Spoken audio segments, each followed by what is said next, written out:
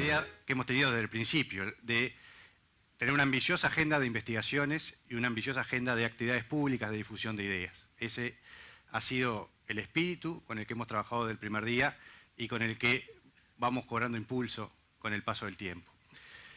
Hoy es un día bien especial porque es un gusto y un honor tener nuevamente a Axel Kaiser en Montevideo.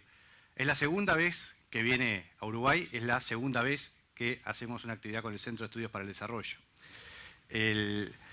La primera tuvo una historia bien interesante. Ya nos conocíamos con Axel de alguna actividad internacional, pero tuvimos hace ya algo así como 3 años una reunión con Ramiro Gerona, que no está, y Leandro Gómez, que sí, debe estar por acá, ahí, que tuvo un solo objetivo. Me dijeron, tenés que traer a Axel Kaiser a Uruguay. Y cumplimos. Y en aquel momento hicimos la primera conferencia que fue sobre el liberalismo y el populismo en América Latina. Hoy nos seguimos debatiendo un poco entre esas dos cosas, pero el tema que nos convoca hoy es otro, es los peligros de la corrección política, la dictadura de la corrección política, que es un tema que Axel ha estado investigando. Creo que la cantidad de personas que han estado interesadas en la conferencia que demuestra esta sala del MUBI, dan importancia da una muestra clara de la relevancia que hoy tiene Axel, uno de los principales difusores y defensores de las ideas de la libertad en América Latina. Y esto que se da en Uruguay se da en muchos otros países, yo lo he visto en algunos, la presencia que convoca y la cantidad de gente joven que convoca a involucrarse con las ideas de la libertad. Creo que eso es vital y por eso es uno de los grandes activos que tiene el movimiento de la libertad en América Latina. Así que para mí hoy es un gran honor presentarles a mi amigo Axel Kaiser.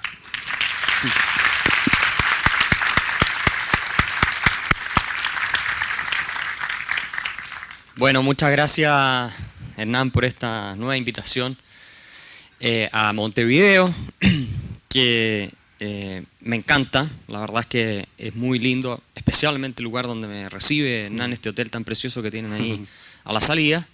Y muchas gracias a ustedes por venir. Veo que la convocatoria es más grande que para el Rey León, que estuve ahí viendo la fila y era más corta. Así que estamos bien. Yo voy a hablar de un tema, a propósito de Rey León, que se le ha dicho que representa, ¿no es cierto?, una estructura social patriarcal y discriminadora porque hay animales de mayor jerarquía que otra, que está muy de moda en el mundo, porque ya nada se salva. Ni siquiera Simba puede ser visto con los ojos inocentes, con los ojos productivos y constructivos con los cuales todos nos criamos, por lo menos los que nacimos antes de esta locura de las redes sociales y que pudimos tener la suerte de una infancia sin celular. Y el tema es la dictadura de la corrección política. Es, como diría John Stuart Mill, una especie de tiranía que se está ejerciendo, pero es cultural, sobre todo. Puede tener aplicaciones legales. En la mayoría de los países la restricción a la libertad de expresión en Occidente está creciendo, con distintas normativas que castigan y que sancionan a las personas por ciertos comentarios o cierto tipo de expresiones, pero es ante todo una realidad sociológica, la dictadura de la corrección política. Todos los que estamos acá sabemos que debemos cuidarnos 10 veces más de lo que decimos hoy que lo que era hace 10 años atrás. Los que tienen memoria. Todos lo saben. Profesores universitarios, amigos míos, me dicen que caminan sobre huevos. Todo el tiempo. Porque cualquier comentario puede ser interpretado de manera ofensiva y se produce una rebelión de los estudiantes o de un grupo de estudiantes que con el efecto viral de las redes sociales le puede terminar costando el trabajo, como ha ocurrido muchas veces. Lo mismo pasa para figuras públicas e incluso del sector privado tipo empresarial. También ahí están sometidos al escrutinio permanentemente de los batallones de la Nueva Inquisición. Que si la publicidad que sacaste de algún determinado producto es machista o no es machista, que si es representativa o no es representativa. Ese filtro que en el caso de los países desarrollados, especialmente Estados Unidos e Inglaterra, ha llegado a niveles paranoicos, está empezando a influir también cada vez más en nuestros países. ¿Qué es la corrección política? ¿Hacia dónde tengo que apuntar esto yo? Parece que no tiene batería. Ahí. Bueno, yo elaboré una definición sobre la base de la experiencia norteamericana, pero me parece válida también para entender el fenómeno más allá de Estados Unidos y de Inglaterra y de buena parte de Europa. A mí me parece que la corrección política, que es una práctica cultural, como les digo, es algo que estamos aplicando nosotros, de censura y de autocensura. No es en este caso el gobierno que viene a silenciarte, primeramente, sino que somos nosotros mismos los que por miedo dejamos de decir cosas, plantear ideas, incluso fundadas en la ciencia, por la reacción virulenta que eso puede generar y el costo que podemos asumir. Y también somos muchas veces los que nos subimos al carro de destruirle la imagen a una persona que dijo algo políticamente incorrecto, es decir, que está fuera de los cánones de la moral totalitaria que se está empezando a instalar cada vez más en nuestras sociedades. Entonces, digo, es derivada de ciertas ideologías.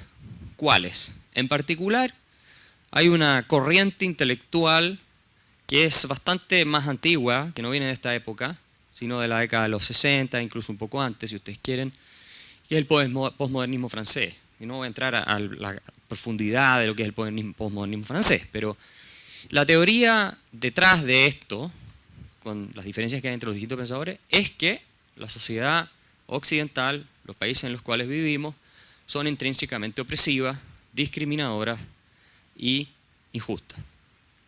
Esa es la teoría. Y por lo tanto, nuestras estructuras, incluida la democracia y el Estado de Derecho, es decir, la igualdad ante la ley, lo que encubren son posiciones de privilegio y de dominación de ciertos grupos, particularmente del hombre blanco heterosexual, sobre todos los demás. Esa es la teoría. Y lo decían así, prácticamente, ¿no? Entonces, toda la sociedad occidental debe analizarse desde el prisma de juegos de opresión de unos grupos con otros. Ahora, este no es solo un diagnóstico que hago yo, hay bastantes académicos que han hecho un análisis parecido. El derivado de esta visión es que la sociedad se divide en distintos grupos de víctimas. Hay un gran grupo de victimarios, que vendría siendo el hombre blanco heterosexual, y todo el resto serían distintos grupos de víctimas que van compitiendo, digamos, por un estatus en la pirámide y en la jerarquía de abuso, de quién es más abusado. Entonces, por ejemplo, las mujeres claramente son víctimas de los hombres. Los hombres de color serían víctimas de los hombres blancos, los homosexuales de los heterosexuales, los inmigrantes de los locales, y así suma y sigue. Ahora, el tema es que también hay lo que ellos llaman interseccionalidad. ¿Qué significa interseccionalidad? Que si tú eres una mujer blanca, una mujer negra es víctima tuya, porque eres blanca, ¿cierto? Entonces, si tú quieres reunir todas las condiciones de víctima posibles, tienes que pertenecer a la mayor cantidad de categorías de minoría posible. ¿Ok?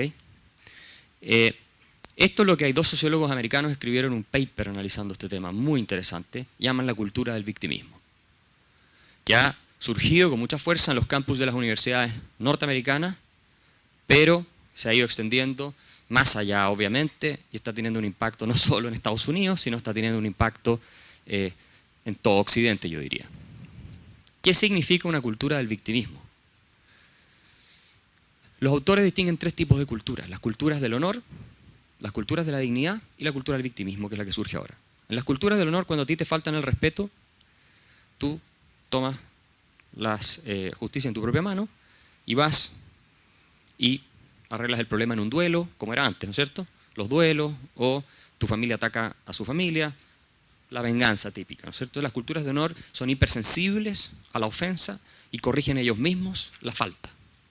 ¿Ok? En las culturas de la dignidad hay menos sensibilidad a la ofensa, y cuando hay una agresión, si te pegan, si te roban o algo, tú vas a un tercero, a un tribunal, a que resuelva el problema. Esa es la solución liberal. Las culturas victimistas mezclan dos elementos. Uno es la hipersensibilidad, que te ofendes por cualquier cosa y además vas a pedir que un tercero te resuelva el problema.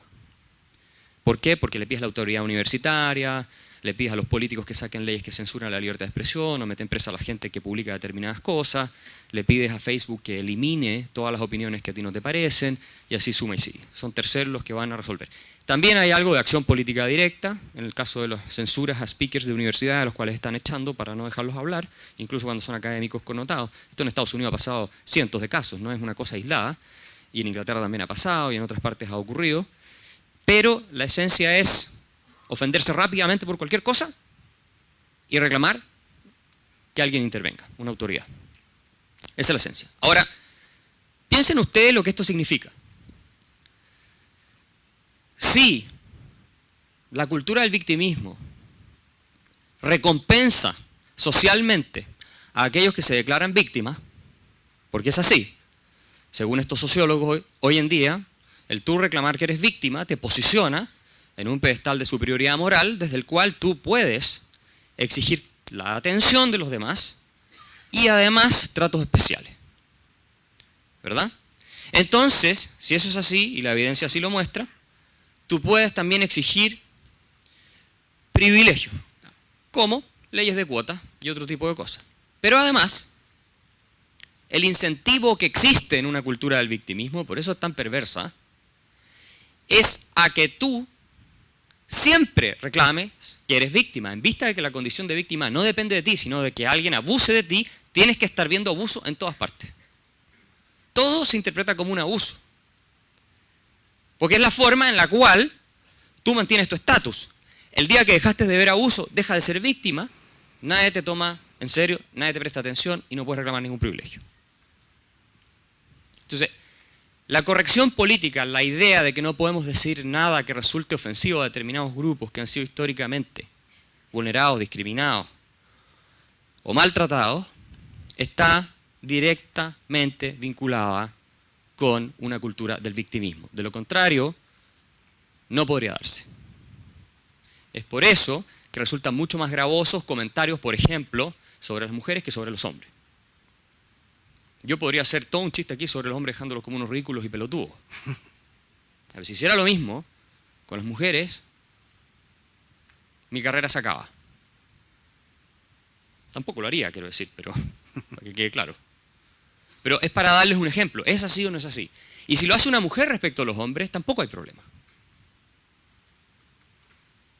Si lo hace una mujer respecto a la mujer, es también menos problema. Pero lo que no puede hacerlo es un hombre respecto a las mujeres. Lo mismo los temas étnicos. Entonces, hay, como ustedes pueden ya advertir, un trato que no es igualitario, objetivo imparcial. Se ve desde un prisma ya a priori de que hay una categoría de víctima, otra de victimario, y que la categoría de víctima depende de la tribu a la que tú perteneces. Ni siquiera de tus hechos concretos. Esto es tribal, son lógicas de tribu. Los hombres, las mujeres. Hombre, malo. Mujer, buena. El feminismo radical es uno de los ejemplos de esta manifestación que no es que la mayoría se identifique, pero cuyas ideas han influido en este tipo de discurso. Incluso en personas que se alejan del movimiento. ¿Ok? Entonces, el miedo que hoy día tienen, por ejemplo, los empresarios, cada vez que se anuncian los nuevos directores de las empresas. ¿Por qué? Porque no faltan las activistas que ven qué porcentaje de hombres y qué porcentaje de mujeres hay. Ahora, no les importa si los hombres que están en los directorios de las empresas están completamente calificados, son los mejores, no. El hecho de que exista un 80% de hombres o 90% de hombres, o lo que sea, en su mayoría, prueba que estamos viendo una cultura patriarcal discriminadora. ¿Cierto? En este contexto.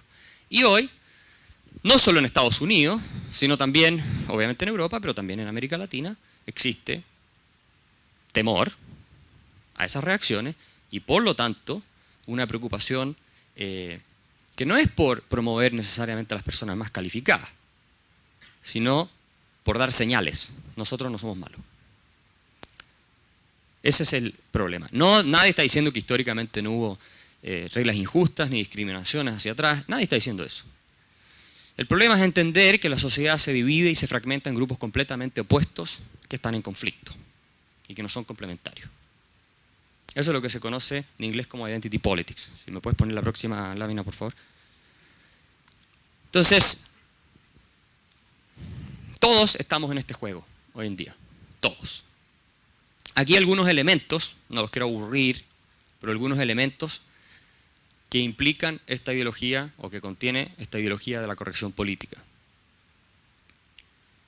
Es anticientífica. La ideología de la corrección política es por definición anticientífica. Tú lo puedes ver en distintas doctrinas que se esparcen, pero no acepta la evidencia empírica como demostración. Porque es una ideología. Las ideologías no aceptan la evidencia empírica como prueba de que están equivocados. Un ejemplo de esto, voy a volver, es la idea de que el género es una construcción social. Que todo depende de cómo te crían. Entonces tú sales hombre porque te criaron así, si te gustan las pistolas, los camiones, porque te lo enseñaron de chico, si te gustan las muñecas, porque te lo enseñaron de chico. Bueno, eso es falso. Los cerebros están bastante estudiados en psicología evolutiva y son distintos. Incluso a nivel de primates, de monos, la selección de juguetes antes de ser socializado es distinta entre hembras y machos. Una de las grandes falacias y mentiras es que el género es una construcción social. No es una construcción social. Tiene elementos sociales de identidad cultural, por supuesto, pero tiene una fuerte base biológica. Y esa base biológica se proyecta incluso en las decisiones que tomamos hombres y mujeres, en promedio, respecto a las carreras que vamos a elegir y la jornada laboral que vamos a estar dispuestos a aceptar. Lo que tiene a su vez impacto en la brecha salarial, de lo cual nadie habla. Hay una economista de Harvard, Claudia Goldin, que tiene todos los estudios hechos.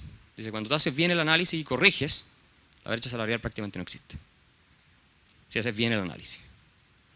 Sí, es un tema que se discute en Uruguay también. Hagan en serio los estudios y se van a dar cuenta que la realidad es distinta a la que se suele presentar en las noticias o en los medios. Porque esta discusión está en todas partes. No crean que en Estados Unidos esto no se discute todos los días.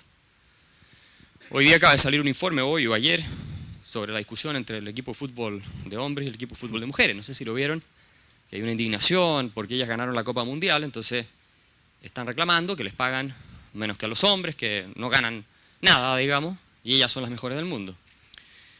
Y hoy día salió un informe, una auditoría muy detallada, mostrando que finalmente les habían pagado, desde hace más de 10 años, le pagan más a las mujeres que a los hombres. Sin embargo, el equipo mujeres, o parte del equipo, interpusieron una demanda en contra de la Asociación de Fútbol Americano, de fútbol de Estados Unidos, para que no se confunda, por discriminación de género.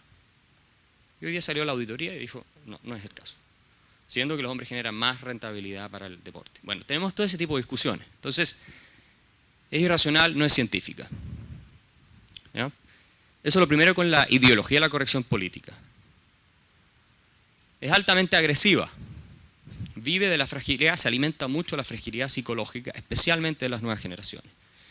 Jonathan Haidt, un profesor de psicología social de la Universidad de Nueva York, acaba de sacar un libro que se lo recomiendo a todos, que se llama The Coddling of the American Mind, donde explica cómo la sobreprotección que padres y escuelas han hecho de los niños en los últimos 20 años les ha destruido su capacidad de lidiar con el mundo real, fragilizándolos completamente.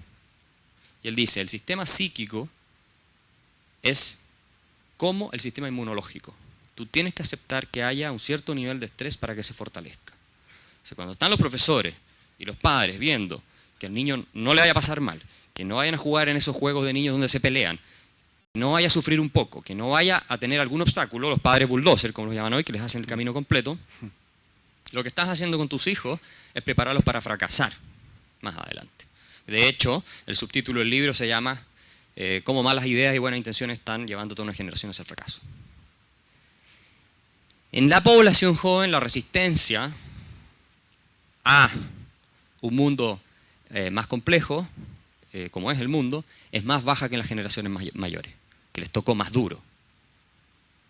Y en parte por la sobreprotección de colegios y padres. ¿Ok?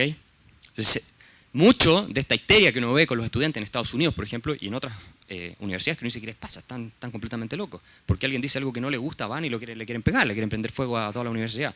Bueno, tiene que ver con la mayor fragilidad psicológica que además, ojo, está muy alimentada por las redes sociales. Especialmente el Instagram ha derivado en tasas de suicidio más alto, esto en el caso de Estados Unidos, habría que ver los datos en otras partes, con particular agresividad entre mujeres jóvenes. ¿Ok? Entonces, hoy día las redes sociales son un instrumento en parte tóxico, tienen su utilidad por supuesto, pero en parte son tóxicos. No nos equivoquemos en eso.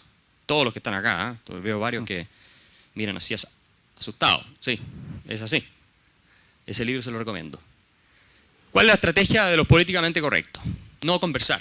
Como es irracional, lo primero que te dicen es, si oyen algo que no les gusta, machista, nazi, xenófobo, homofóbico, transfóbico, islamofóbico, todos los fóbicos que se les puede ocurrir. Con eso, te liquidan en tu carácter. Lo que están haciendo es señalar, tú eres el malo, y por lo tanto no vale la pena conversar contigo. Yo soy el bueno. En alemán hay un concepto que traducido al español se podría decir algo así como argumentos que liquidan el carácter moral de la persona de manera inmediata. Decirte nazi, de hecho existe la famosa falacia ad Hitlerum. No, me molesta lo que está diciendo sobre mi mente, es que tú eres nazi, entonces yo gané el debate. ¿Cierto? Entonces, no existe la posibilidad de plantear temas como la migración, las ventajas y desventajas que también tiene, los problemas que puede generar, en fin, el efecto que puede tener sobre los salarios y tal vez sobre la carga del Estado en materia de redistribución, etc. No puedes hacer todo eso. Eres xenófobo. Listo. Lo mismo en el caso de la brecha salarial. Si tú te pones una ley de cuotas, en muchos casos, para mujeres, aunque hay muchas mujeres que se oponen a eso también, una ley de cuotas no en política, me refiero en el mundo privado, en las empresas, por ejemplo, o a leyes antidiscriminación draconianas, que terminan invirtiendo la carga de la prueba y se convierten en un problema, eres machista. Si afirmas que, como Camille Paglia, una de las grandes líderes del feminismo de los últimos 60 años de Yale, el hombre no ha sido por excelencia el opresor de la mujer, sino también el constructor de todas las posibilidades modernas que le permitieron su liberación y que ha dado su vida por proteger también a su mujer y a sus hijos. Históricamente, eso lo dice ella, una feminista lesbiana de Yale. Entonces, si tú eres hombre y dices eso, o sea, eres el máximo opresor habido por haber. ¿Cierto? Y así te liquidan. Siempre cuando vean este tipo de comentarios rápidamente, y acá en los medios deben salir muchas veces, vas a ver que se trata de la corrección política. Lo mismo si tú te opones al matrimonio gay. Yo soy partidario, pero yo no porque alguien no sea de acuerdo, esté de acuerdo con el matrimonio, le voy a decir inmediatamente eres un homofóbico. Prefiero oírlo y tratar de persuadirlo, no liquidarlo inmediatamente. ¿Cierto? Entonces, este fenómeno de la cultura del victimismo con esa estrategia deriva en que los seres humanos, como estamos establecidos en tribus distintas, opuestas unas a las otras, no se nos pueden aplicar las mismas normas. Dado que yo pertenezco a una tribu, por ejemplo, de minoría sexual, que ha sido históricamente discriminada, y sostengo que la sociedad es extremadamente opresiva, tiene que haber privilegios especiales. Y ya no hay igualdad ante la ley. Entonces, el que pertenece a la minoría sexual tiene una ventaja a la hora de postular a una universidad, a un trabajo, lo que sea, por sobre el que no pertenece. ¿Verdad? Miren, yo he entrevistado a Deidre McCloskey, que es una economista transexual, que es una de las primeras en haber hecho el tránsito hacia la transexualidad en Estados Unidos. Escribió un libro, estuvo creo que hasta con Oprah Winfrey contando su historia. Y ella dice, yo no soy partidaria de absolutamente ningún privilegio para las minorías sexuales, que haya igualdad ante la ley.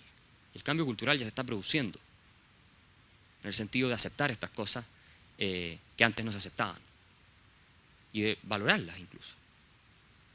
Pero hay grupos que promueven una agenda que va mucho más allá, ¿cierto?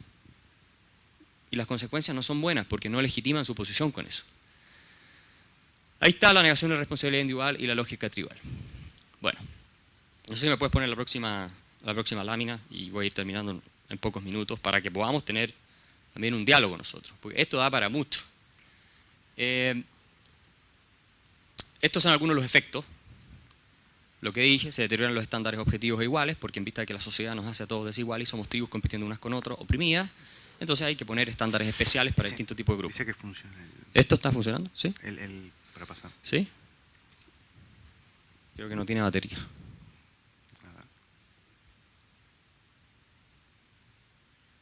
Eso está como liviano, parece que no tiene batería. Bueno, entonces... estoy muy lejos, parece. Bueno, me voy a poner aquí, entonces. De este lado. Parece que... ahí está. Entonces, ¿cuáles son algunos de los efectos de esto? La mentira generalizada. Mentira generalizada. Estamos viviendo todos sin decir la verdad. Incluidos los políticos, por supuesto. Eso no es nuevo en el caso de ellos.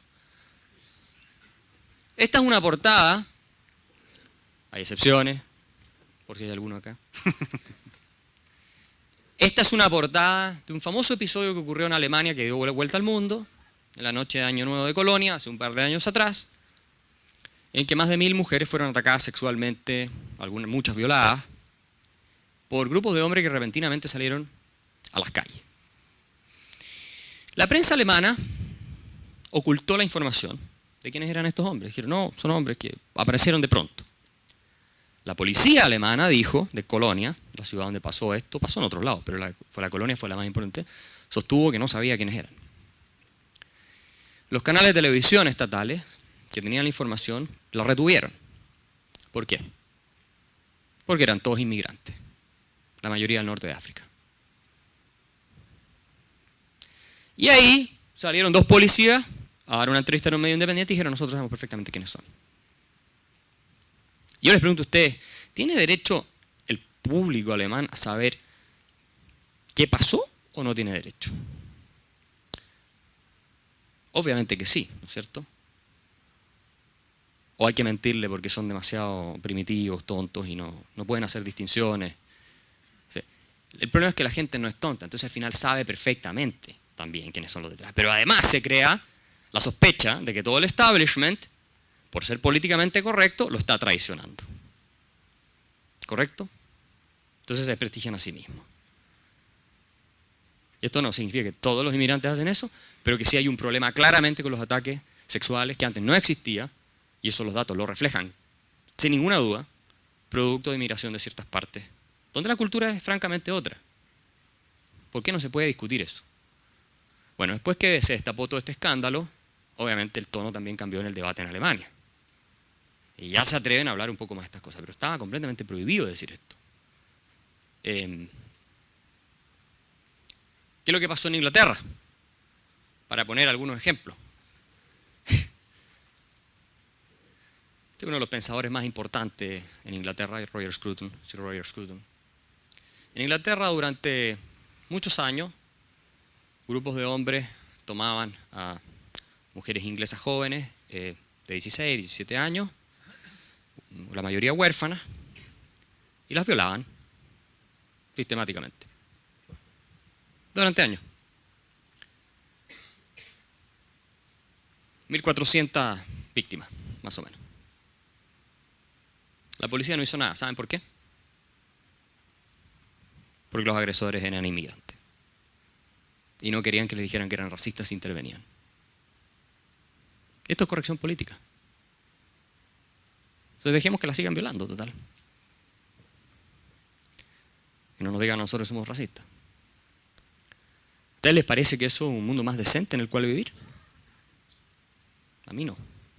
A mí no, por lo menos. Entonces, está bien. Siempre va a haber gente extremista que va a tomar de estas cosas para decir cualquier barbaridad. Pero se van a tomar más aún si tú las tratas de ocultar. ¿Cierto? Entonces, lamentablemente, ellos mismos están sembrando las bases de los movimientos que los van a terminar destronando. En Suecia la misma historia. Suecia hoy día tiene una tasa de las tasas de violación más altas de Occidente, violaciones a mujeres, y de crímenes en ciertas áreas que antes no se conocían. los suecos también lo saben, ¿no? Y por eso es que la derecha en Suecia también ha crecido tanto. Lo mismo que en otras partes. Entonces, ¿qué ocurre? Que la libertad de expresión es lo que dice la portada del Economist. La libertad de expresión está bajo ataque. Y cuidado, esto no solamente ha afectado a personas que piensan de derecha, de centro derecha o liberales. Esto ha afectado también a personas de izquierda. A muchas personas de izquierda. ¿Qué dicen en un minuto? No, a ver, hablemos las cosas como son. Un ejemplo que ocurrió este año emblemático fue el caso del editor del New York of Books Review, Ian Bruma, que se le ocurrió en una historia del Me Too, donde publicó varios casos de hombres famosos que habían caído producto del movimiento, incluir a un artista de rock and roll canadiense que había sido denunciado por varias mujeres y finalmente la corte en Canadá, los tribunales lo absolvieron de todos los cargos porque no pudieron demostrarlo. Y el tipo lo único que hizo fue incluir su historia, no es que lo haya defendido, no, nada. Fue tal la reacción virulenta en contra de la publicación por incluirlo a él, que al tipo lo despidieron siendo de izquierda. Y él decía, yo solo di cuenta de un hecho, escribí una columna en el Financial Times contando su historia. A Bret Weinstein le pasó lo mismo en Evergreen. Tuvo que renunciar porque se opuso a un día de segregación racial en contra de los blancos. Habiendo sido él siempre un defensor de la minoría étnica de los afroamericanos, de izquierda. Pero cuando dijo, no, a ver, un día de segregación racial en contra de los blancos, hacer lo mismo pero para el otro lado, casi le prenden fuego al campus y el tipo lo echaron, demandó a la universidad, ¿cierto? Al college, logró una indemnización de varios cientos de miles de dólares y finalmente se fue. Hay un testimonio de él en el Congreso de Estados Unidos en YouTube, por si les interesa. Entonces, estas cosas están pasando mucho. Hoy día, a nivel académico, incluso en los estudios científicos más rigurosos, tú no puedes publicar ciertas cosas. Tanto así que el famoso profesor de Princeton, Peter Singer, y otros colegas del europeo, han sacado un Journal of Controversial Ideas, en los cuales los científicos y los investigadores pueden enviar sus artículos con seudónimo. Estamos hablando de artículos científicos, porque no los pueden publicar si las conclusiones les molestan a los nuevos inquisidores, porque los acosan, los destruyen en redes sociales y se ven obligados a renunciar. Muchas veces a su trabajo, o le hacen imposible seguir viviendo. Entonces, esto está ocurriendo cada vez más. Y por supuesto, para ir cerrando, bueno, este es el caso, no sé si lo ubican, Larry Summers, que fue presidente de Harvard. Él hizo un comentario hace un par de años atrás diciendo que por qué había menos mujeres en ciencia. Hizo un análisis muy matemático de la mayor variabilidad que existe en el género masculino, eso es en todas las especies. Los hombres somos más variables en diversas características, los machos, ¿no es cierto? La diferencia entre el macho más alto y el más bajo es mucho más que entre la hembra más alta y la más baja, por ejemplo, por decir algo, ¿ya? Entonces él hizo ese comentario de que también en el coeficiente intelectual y en las preferencias somos más variables. Entonces, si bien hombres y mujeres tenemos inteligencias promedio muy parecidas, si no idénticas, estamos distribuidos en los extremos, los hombres y las mujeres más en el medio. Entonces tienen mucho más hombres estúpidos, claro, mucho más Homero Simpson, los típicos que se ganan el premio a la muerte más idiota todos los años, el que sacude la máquina de Coca-Cola para que le tire una y se le cae encima. Bueno, eso solo un hombre es capaz de hacer una cosa así. Pero también tienes una distribución que es extrema arriba, entonces tienes más hombres genios. Entonces está muy distribuido a lo largo de la campana, más que en el medio. Y eso explica que haya, en proporción también, más hombres que han destacado en distintas áreas. No es la única razón, pero es una de las razones importantes. Eso es lo que dijo Larry Summers. Tuvo que renunciar a Harvard. Listo, se le acabó la carrera. Uno de los economistas más famosos del mundo. Se acabó. El movimiento lo asediaron de tal manera que... Lo mismo le pasó a Ted Hill, a este matemático, profesor de matemáticas, de muchos años en Estados Unidos, que publicó este paper, donde hablaba precisamente de la mayor variabilidad en el género masculino, y que eso podía ser una explicación para muchas cosas, en materia de inteligencia y otros temas. Son promedios, promedios. Esto no significa que la persona más brillante del mundo no pueda ser mujer. No, no es eso. Son promedios, son grandes números. ¿Ok? Bueno, a este tipo le publicaron el paper en un journal de los más prestigiosos y fue tanto el acoso y el ataque y la indignación que se generó entre los mismos miembros del board y académicos incluso, que se lo retiraron. Algo inédito en la historia. Este es un pequeño abstract. Eso no existe, o sea, que te publiquen en un journal después que pasaste todos los filtros de revisión, de peer review, todo, y después te retiren tu paper, es algo nunca visto. Bueno, esto está pasando también cada vez más, por eso es que sacaron este journal anónimo. El caso de James Damore en Google, ¿se acuerdan? Que a este ingeniero que lo echaron de Google, que era uno de los tipos más brillantes, creo que del MIT en Estados Unidos, un cabro joven. Entonces él también escribió un paper muy científico, tratando de explicar por qué había menos mujeres en el área tecnológica. Y él decía, tienen preferencias distintas, o sea, hay una mayor variabilidad de preferencia en los hombres y hay mayor concentración de ellos en esto. Las mujeres muchas veces prefieren otras cosas, no es que no lo puedan hacer, sino que prefieren otras cosas donde tienen una mayor gratificación de la experiencia que están haciendo laboral. Y eso es lo que él dijo, con bastantes números, matemáticas, citas, fuentes. Steven Pinker, un profesor de Harvard, lo defendió, que es un profesor de psicología evolutiva. Lo echaron. Fuera de Google. Y por supuesto que él demandó a Google y ahí están en la pelea. Y este es Peter Thiel, uno de los fundadores de PayPal, uno de los primeros inversionistas de Facebook. Y Peter Thiel se fue de Silicon Valley porque dice que ya es intolerable el clima de corrección política totalitario, no se puede seguir viviendo ahí. Así que se fue. Uno de los máximos íconos del Silicon Valley. Hay varios más que han hecho comentarios en el mismo sentido. Aquí hay otro ejemplo de lo que les decía de la identity politics, de esto de que los grupos son opresivos, unos discriminan a otros. Estudiantes que en Inglaterra quieren que no se lea más a Kant, ni a Platón, ni a Aristóteles porque eran blancos. Entonces, si eres blanco, por supuesto, no tienes nada que decir. Tienes que ser un opresor, discriminador, todo lo que has escrito es para eso, digamos. Entonces, o que por lo menos los enseñen con los famosos trigger warnings, con advertencias, porque sus textos son muy ofensivos. Un tipo, Aristóteles, hace, qué sé yo, 2500 años escribiendo que sí, que la esclavitud es una institución natural, pero desde hace 2500 años, no es como que no podamos procesarlo hoy en día. Y aparte la esclavitud era de cualquiera que cayera, daba lo mismo la etnia, no era un tema de raza en esa época. Que cayera preso de la guerra, botín de guerra y listo, ¿no? Por lo demás se practicó en todos los pueblos del mundo prácticamente. Bueno, aquí hay una cosa que nos afecta personalmente como chilenos. Pablo Neruda quiere ser purgado, hay que purgarlo de los textos de estudio en España. Hay un movimiento feminista que reclama que Pablo Neruda, al haber sido un misógino, machista, que en uno de sus textos efectivamente él como que confiesa, ¿no?, que se arrojó sexualmente sobre una chica en un país de Asia, creo que era en India, en Sri Lanka. Entonces hay que purgarlo, pero era una lista mucho más larga que solo Pablo Neruda. Entonces como hizo eso, y créanme que no es de mi agrado alguien que le escribe odas a Stalin, como era él, aunque eso no les molesta a nadie, bueno, hay que purgarlo, hay que eliminarlo con una lista de decenas de pensadores o genios de la literatura que son, por supuesto, tóxicos, machistas, etc. De hecho, hoy día en Barcelona hay todo un movimiento de personas y apoderados que está purgando los textos de cuentos como La Caperucita Roja por los mensajes patriarcales que contiene. Esto no es broma, eso es un hecho. Más de 200 textos han sido editados, también en Alemania. Y en Estados Unidos los libros de Mark Twain, Tom Sawyer, Huckleberry Finn, todas esas cosas las están purgando del contenido que pueda resultar ofensivo. Hollywood, la misma cosa. Bueno, Hollywood ya es...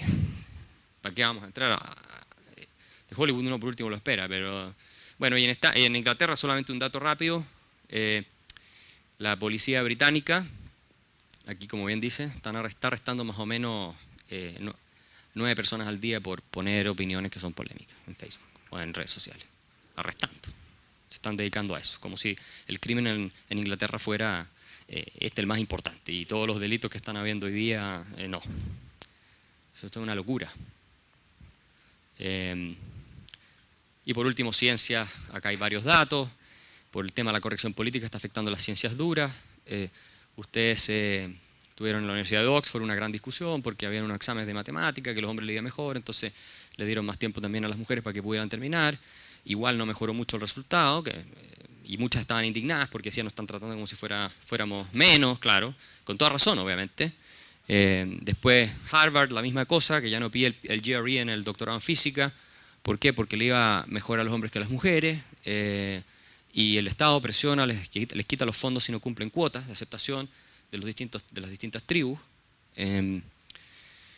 Después lo mismo pasa con fondos para investigación sobre temas como el cáncer. Tú tienes que tener en tu población de prueba, de investigación, la representatividad étnica del lugar en el cual tú estás trabajando, pero resulta que la población, por ejemplo, afroamericana es más joven que la población blanca, entonces no tienes cómo hacer la investigación, entonces esto es un problema, pero por razones de corrección política lo tienen que hacer igual. Y así hay otros casos que se está pidiendo también que las facultades de las universidades, la representatividad de los miembros sea equivalente a la que hay socialmente. O sea, ya no es un tema de quién es el mejor que llegue, sea 100% de un lado, 100% del otro, que es lo que uno debiera suponer, ¿no? Si los profesores mejores son todas mujeres, que sean puras mujeres las profesoras. ¿Por qué vamos? O sea, se lo han ganado, son mejores, listo. Y eso vale para todos lados. Pero esto de meter cuotas, al final terminas también dejando a gente calificada o mejor calificada en el camino, discriminándola solo porque es de una determinada etnia o de un determinado género. Es lo mismo para el otro lado. Tampoco eso es justo. Y al final tú siempre puedes ir hilando más fino, como H&M, la gigante textil que la estaban criticando, no porque no tenía suficientes mujeres en el directorio, sino porque las mujeres eran todas blancas. Entonces tú empiezas con esta lógica tribal de identidades victimistas y terminas hilando a un punto en que ya no es manejable. Hoy está todo el tema, por ejemplo, de la gente obesa, que son discriminados socialmente, maltratados, en fin. En algún minuto, no se extrañen si vienen demandas para representatividad también. Entonces, ¿dónde termina? O de la gente de más edad, de tercera edad. Ya se está empezando a discutir eso, entonces se sale de manos al final, ¿cierto? Y por supuesto, vamos a las facultades de medicina en Estados Unidos. En Estados Unidos las admisiones universitarias tienen claramente un sesgo tremendo en favor de latinos y afroamericanos, entonces, y en contra de blancos y asiático-americanos. Y por eso los asiático-americanos han demandado, la comunidad ha demandado a Harvard, por ejemplo. Están en un juicio hoy en día, porque los discriminan arbitrariamente por ser asiáticos. Entonces tú puedes ver ahí, por ejemplo, en el test para ingresar a medicina, que con el mismo puntaje se acepta 57% de afroamericano, entre 24 y 26 puntos, pero solo un 8% de blanco y un 6% asiático. O sea, hay un sesgo y una discusión ahí que viene... Incluso hay un caso de un indio americano que para entrar a la facultad de medicina simuló que era afroamericano. Él es muy divertido, lo cuenta es tragicómico en realidad, lo cuenta en un ensayo, creo que en el New Yorker. Él dice, bueno, yo fingí ser, soy de piel oscura, qué sé yo, fingí ser afroamericano para poder entrar a medicina, porque calculé estadísticamente la probabilidad que me daba con el puntaje que yo tenía y entré. Entonces, imagínense. Bueno, ya para ir cerrando, esta es la reacción, lamentablemente. Yo no soy un fanático de Donald Trump, al revés, lo considero despreciable en muchos aspectos, pero evidentemente que si tú tienes este nivel de discurso, de tratar mal a todo el mundo, acuérdense que Hillary Clinton dijo que la mitad de los votantes de Trump eran una tropa de deplorables que podías tirar al canasto de la basura. Eso es lo que dijo en un discurso. Entonces, si tú tratas así, maltratas de esa manera sistemática a un cierto grupo importante, significativo de la población, no te puede sorprender. Esta caricatura lo resume. Ahí está el dragón de la corrección política.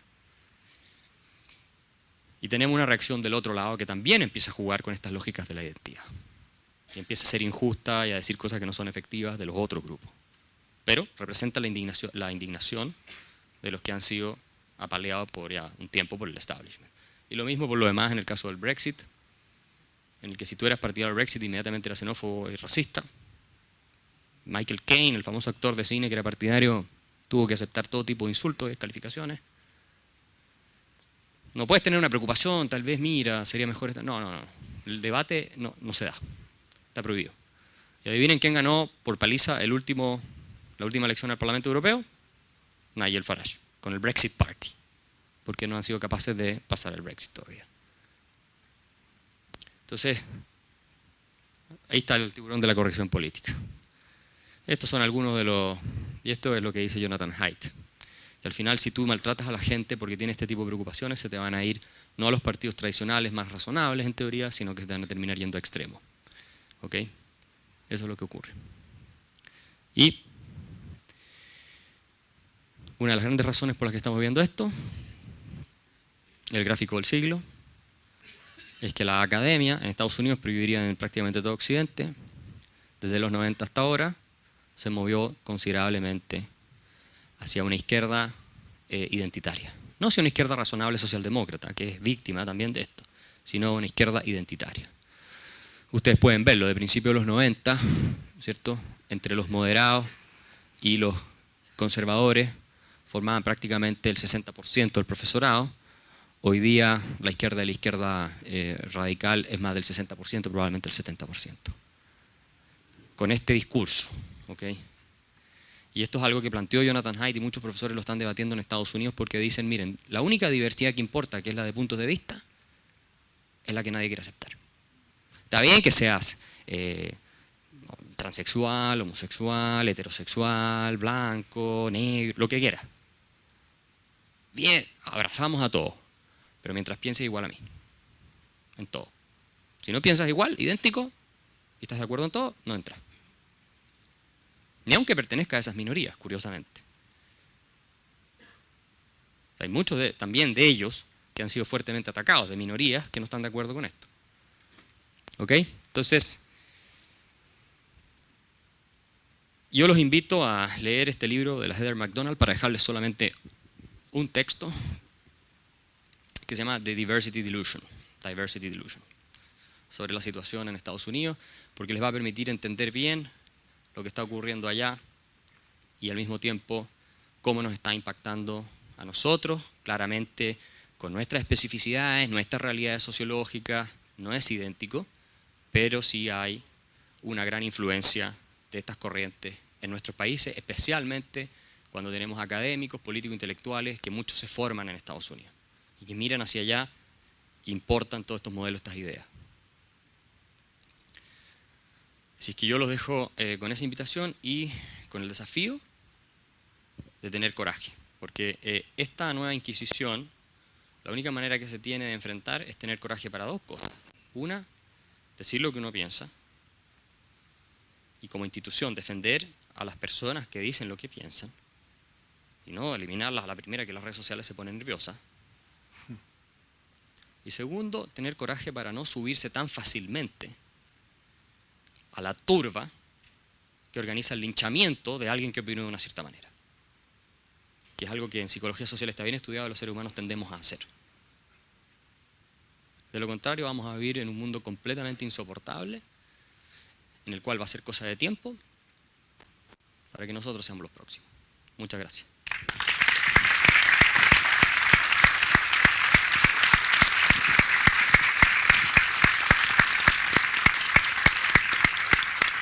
Muchas gracias, Axel. ¿Se escucha? Muchos de los movimientos que vos describías en términos de que van fagocitando esta libertad de expresión se parapetan en temas de derechos humanos, ¿no? Todo el mundo siempre quiere estar del lado de los defensores de los derechos humanos. Sin embargo, un derecho humano que parece haber ido retrocediendo es la libertad de expresión, ¿no? Vos comenzaste hablando de Stuart Mill, ¿no? On Liberty. Después de que hubo un avance muy importante en el siglo XIX, siglo XX, en favor de la libertad de expresión y de la diversidad de opiniones que vos defendés, ¿por qué este derecho, que también es un derecho humano importante, la libertad de pensamiento, la libertad de expresión, está en buena medida en retirada a partir de estos movimientos? Lo que nosotros estamos viviendo es una transformación genuinamente religiosa de la esfera pública. Lo que se está instalando es un nuevo dogmatismo que tú no puedes desafiar sin asumir un costo intolerable. Y esto parte de la revolución cultural que ha tenido lugar en las universidades y que se refleja después en los medios de prensa, y se proyecta hacia distintas áreas de la cultura y de la literatura. Fíjense ustedes que hoy día, en Estados Unidos, las editoriales, aparte de tener cuotas de publicación, o sea, no puedo publicar un 70% de hombres, tengo que ver cómo publico paridad. Aunque prefiera publicar a uno que me genera más negocio o que sus libros son mejores, tengo que ver cómo tengo paridad. Bueno, pero no solo eso, sino que están utilizando lo que se llaman sensitivity readers, lectores de sensibilidad. Si yo escribo una novela de ficción, o cualquiera de ustedes escribe una novela de ficción y la quiere publicar, y supónganse que hay personajes que no pertenecen a la orientación sexual de usted, a la etnia de usted, a la clase social de usted, etc., en esa novela de ficción, tienen que contratar personas que pertenezcan a esa etnia, a esa orientación sexual, para que les digan si como ustedes están presentando en su novela de ficción, insisto, a esos personajes es ofensivo o no es ofensivo. ¿Qué les parece? ¿Hasta dónde queda la libertad y la creatividad y todo eso? Obviamente esto no solo afecta a escritores, a los pocos escritores que pueden haber de derecha, esto afecta a todos los escritores. Entonces es peor que la censura que te impone el Estado, porque es una autocensura. Lo mismo los cantantes. Hay varios cantantes que hoy se están quejando que ya las letras de sus canciones no pueden decir un montón de cosas que antes decían. A Maluma le da lo mismo, pero no a todos le da lo mismo. Y en España y así les están haciendo boicot porque, dicen en su letra, entonces cuando ya el arte, la literatura, la música, todo se convierte en un asunto de disputa política, de señales, tú estás en un mundo completamente tóxico, de conflicto por todo. Hasta el Rey León, si les digo, si hasta el Rey León lo empezaron a atacar, porque entonces era casi que un monumento al nacionalsocialismo. ¿Cierto? No vaya a ser que los animales tengan una jerarquía, porque todos somos iguales. Entonces, no sé, pues, el ratón tiene que ser igual al león. Entonces, es patológico, es patológico. Y podría seguir toda la noche dando ejemplos. Victoria's Secret que cancela el modelo del desfile de las Angels, porque ellos dan a veces otras explicaciones, pero también porque resulta ofensivo para cierto sector que dice que se objetiviza a la mujer y que representa un estereotipo que no es ideal. Hasta donde yo sé, modelo es modelo precisamente porque es un estereotipo, es una cosa ideal que no representa a la mayoría. Por algo son modelos, ¿cierto? Pero no podemos aceptar que no esté la mujer promedio desfilando en la pasarela. O sea, a ver, ¿qué tan frágil e inseguro tienes que ser como hombre o como mujer, da lo mismo, para que realmente tu vida se arruine porque existe una mujer tan linda como la de Adriana Lima? O sea, yo me podría pegar un tiro pensando en Brad Pitt ahora mismo. Obvio. O sea, su fama, su plata, la pinta el tipo. Angelina Jolie, partiendo por ahí. O sea, es ridículo, se fijan, pero estamos llegando a esos extremos, son delirantes. Y como digo, puedes tomar muchos otros ejemplos de este tipo de persecución que está intoxicando toda la convivencia. No es sano, es muy malsano y ojalá logremos revertirlo y no con una reacción que sea idéntica pero del lado opuesto. Muchos de los casos que vos ponías son de Europa o Estados Unidos. En América Latina también estamos viendo muchos casos de este tipo. Pero ¿ves que vamos en el mismo sentido con algún rezago? ¿O podemos estar algo más a salvo? ¿O lo ves que va a terminar siendo incluso capaz un problema peor? Tal vez no llega a ser tan grave como en Estados Unidos, que realmente se está saliendo de mano, yo creo, en algunos casos, aunque ya hay una reacción que lo está intentando corregir. Pero tú sí ves ciertas categorías de análisis instaladas, sobre todo en la tensión hombre-mujer. Eso lo estás viendo cada vez más. Yo vengo llegando de Buenos Aires, donde estuve dando conferencias, estaba con gente joven, y muchos tipos de 22, 23 años me decían, no, tal vez acá no es así, pero allá, que el movimiento ha sido muy agresivo, el tema feminista, me decían, yo ya tomo distancia de las mujeres, yo no, en un boliche no me acerco, o sea, no.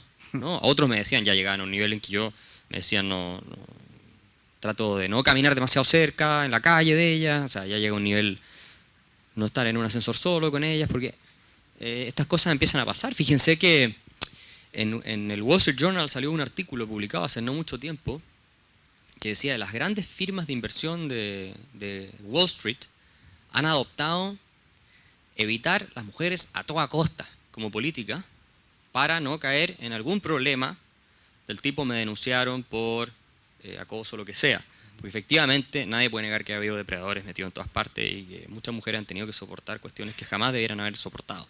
Es una realidad. Pero también ha habido mucha denuncia exagerada, falsa. Entonces, que te destruye la carrera y la vida para siempre, básicamente. Entonces, ¿qué hacen? No pueden viajar, por ejemplo, con una compañera de trabajo sentada en el asiento al lado en el avión. No pueden tener reuniones a solas, por supuesto. Ya no hacen mentoring a mujeres. Los que saben más, los seniors, ya no están haciéndole mentoring a mujeres, donde les enseñan y están como en contacto más permanente con ellas. Si van a algunos eventos donde hay colegas, van siempre con sus esposas. Los que tienen y los que no, probablemente no van. Todo eso está en el artículo del Wall Street Journal. No es una tontera, al final está perjudicando también las chances de las mujeres en general. Esta exageración, más porque el reclamo original es legítimo, pero cuando lo llevas a un punto, digamos, revolucionario, ya pasa a ser otra cosa. El movimiento feminista, lo hemos visto, por ejemplo, en Uruguay, en la última marcha de reivindicación, tiene un componente anticapitalista, ¿no? Va unido a la crítica del capitalismo y patriarcal, etc. Cuando, bien mirados los hechos, como sabemos nosotros, el capitalismo liberal ha sido un gran liberador de la condición de la mujer. ¿Por qué en estas proclamas feministas aparece esa propensión anticapitalista y antiliberal? Me lo dijo Dietrich McCloskey, que fue comunista en su juventud. Lo que pasa es que son marxistas antes de ser feministas. Y ese es el problema. Tú lees a la Simone de Beauvoir, tú lees a la Judith Butler, tú lees a la Catherine McKinnon y a varias teóricas feministas, y lo que te das cuenta es que como tienen el diagnóstico de que todo lo que existe lo creó el hombre, digamos, blanco en Occidente, por ende todo tiene que ser opresivo y malo. Y si el capitalismo salió de los hombres, por ende tiene que ser opresivo y malo. Conclusión, eliminemos el capitalismo. La Simone de Beauvoir pensaba igual, aunque moderó algunos puntos, pero pensaba así. Es ridículo, por supuesto, que el libre mercado es lo que ha permitido a todos los grupos desfavorecidos salir adelante, tener su propio ingreso, no depender absolutamente de nadie, incrementar su capital humano y ser los artífices de su propio destino. Y ya no necesitar, en el caso de las mujeres, a un hombre que las mantenga ni nada por ese estilo. Entonces, ha sido, como tú bien dices, el gran liberador de todos los grupos. Esa independencia económica, la posibilidad de valerse por sí mismo, por sí misma, que antes no estaba en las sociedades agrícolas disponible porque el trabajo aparte era físico, entonces obviamente los hombres hacían mucho más trabajo en ese sentido. Hace un mes más o menos estuvo Deirdre McCloskey por aquí, estuvo dando una conferencia también en el CED y recibió también críticas, no solo es el hombre blanco heterosexual, críticas del movimiento trans por la posición que ella tenía sobre cuál debía ser el trato, la igualdad ante la ley y demás. Ahí también puede verse un avance que no es incluso entre las personas que en una etapa quizás sí podían hacer ese tipo de críticas. No, claro, porque es lo que te digo, la lógica tribal. O estás con nosotros en todo, o estás contra nosotros. Entonces, incluso personas que pertenecen al mismo grupo, si piensan distinto, son unos traidores a la causa. Y te tratan como tal. Pero eso es clásico de todos los movimientos de inspiración religiosa, fanática. Es clásico, no aceptan disidencia. Te liquidan. Te dicen que tenés falsa conciencia, que el patriarcado te comió la cabeza, que no entiendes la verdad que ellas son capaces de ver, lo que sea. Es clásico, porque como digo, esto no es racional, esto es una cuestión ideológica. Es una ideología al servicio de una causa política que busca ciertas cuotas de poder para determinados grupos, y las que no están alineadas son tratadas de traidoras. Mira lo que le pasó a la Camille Paglia en Estados Unidos. Lesbiana, feminista, una líder del movimiento indiscutido, una de las más influyentes del último medio siglo, y la tienen ahí con manifestaciones violentas en su universidad, pidiendo que la despidan, que la echen. Entonces, es muy agresivo. Ustedes en la Fundación para el Progreso han trabajado el tema del feminismo liberal. Existe otro feminismo que también reivindica el derecho de la mujer, que es más compatible con esta sociedad abierta y diversa. El feminismo liberal, que es el originario, el que defendió John Stuart Mill, la Mary Wollstonecraft y otras personas, y hoy día la Camille Paglia, a Christina Hoff Sommers y otras personas también, lo que dice, miren, queremos igualdad. Ante la ley, partamos de igualdad ante la ley. Y igualdad respecto de los asuntos sociales, igualdad social. Que no se nos miren menos, que la misma dignidad. Eso dice.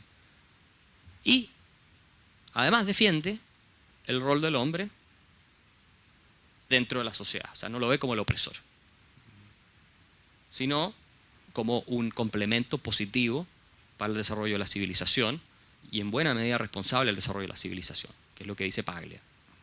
Dice, ellos son, dice ella, claramente, los hombres son los que limpian las cañerías, mantienen los puentes, hacen los trabajos más sucios, más duros, más difíciles. ¿Ya? Lo dice así. Y por lo tanto son un pilar del orden que existe, fundamental, sin el cual no podríamos, ella llega a decir cosas bastante provocadoras, pero sin el cual no podríamos estar donde estamos.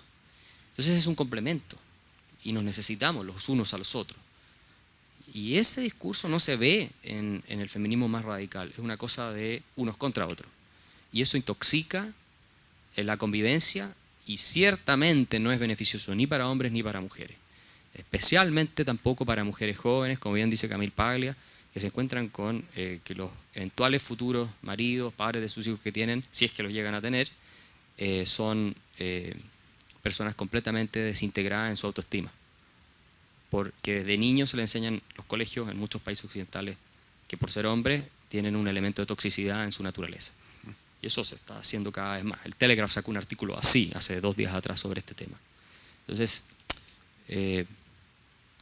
tenemos que tener cuidado con eso.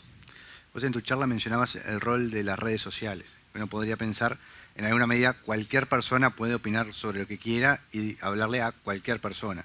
Incluso, vos decías, a veces tiene un nivel de agresividad extremo.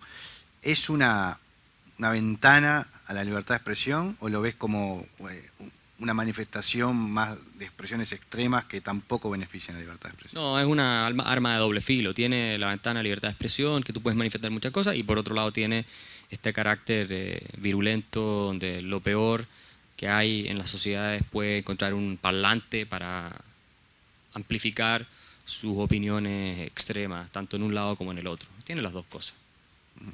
Cambiando un poco de tema y para redondear, no quiero dejar de preguntarte, vos que estás visitando muchos países de América Latina permanentemente, ¿cómo estás viendo el continente en cuanto a la tendencia? ¿Pasó la hora progresista? ¿Están volviendo algunos gobiernos populistas? ¿Cómo ves el futuro cercano? No, en el futuro cercano puede pasar cualquier cosa en Argentina, ya sabemos. Puede salir Cristina de nuevo. Y eso sería un desastre para toda Sudamérica, yo creo. Lo dije recién en una entrevista en un diario en Argentina. Vamos a ver lo que pasa acá. Si que hay un cambio de régimen en Uruguay, sería una buena noticia. Y vamos a ver qué ocurre en el resto de los países. Miren, o sea, Argentina podría volver con Cristina. Colombia podría tener a Petro en un par de años más gobernando. López Obrador tiene para tiempo en México, le quedan muchos años gobernando. Venezuela va a seguir ahí por 20 años más porque la comunidad internacional es de una cobardía increíble y hay gente que se entera demasiado tarde que se violan los derechos humanos ahí.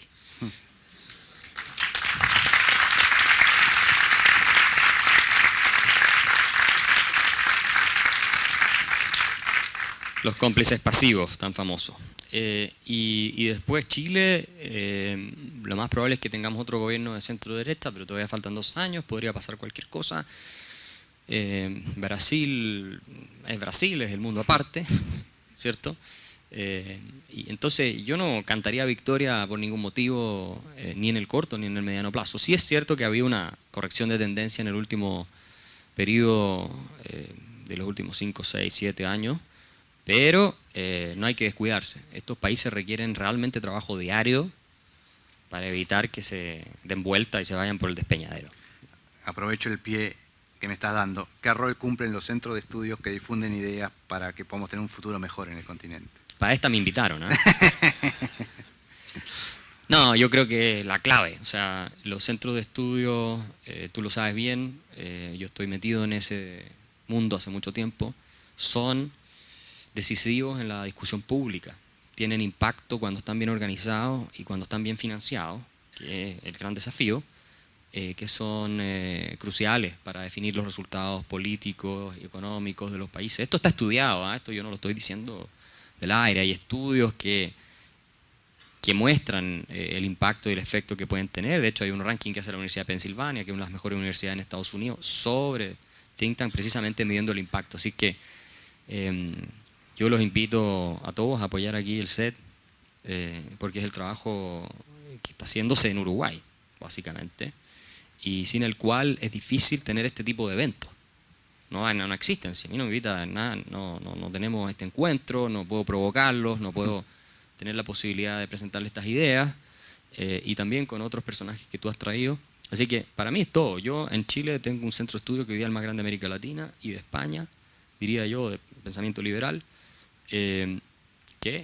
financiado por la comunidad empresarial chilena, que se dio cuenta que si no se preocupaban del país y seguían solamente mirando su cuenta a fin de mes, el país se les iba a escapar, se les iba a ir de las manos, y casi se les fue de las manos. Y nosotros dimos ahí una pelea filosófica, intelectual, ideológica muy poderosa, muy potente, y yo creo que logramos evitar lo peor. No fuimos solo nosotros, hubo otra gente que lo hizo, pero contribuimos a eso de manera importante. Entonces, yo los invito a invertir en ideas, porque al final lo que hace que los países avancen o no es la mentalidad de las personas. Ahí está todo, no es los recursos naturales, no es nada de eso, es la mentalidad. Eso es lo que cambia el destino de una nación.